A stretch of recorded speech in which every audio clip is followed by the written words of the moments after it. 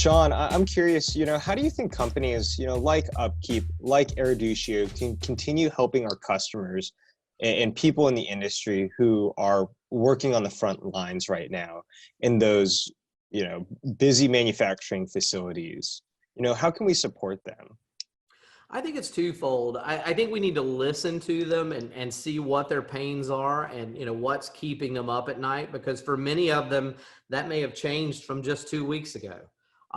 So understanding where they are and where they need to go. I know at Eruditio we are currently working on putting together some free resources that folks can go through our website and spend time with to help from that perspective.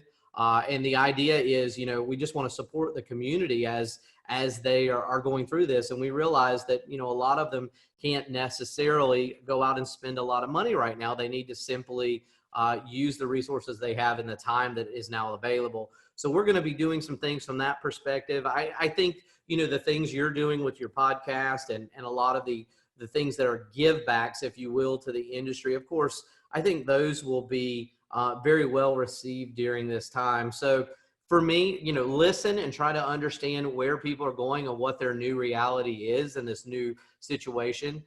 Bring them, best advice you can. I say be a trusted advisor for them.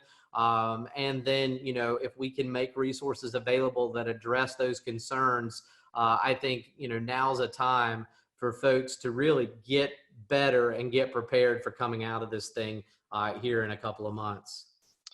Yeah, it's obviously very, very strange times right now. But what I've noticed from our industry is that people are coming together. And I just see this overwhelming support from everyone in the industry. It doesn't matter if you are, the biggest competitors in the world.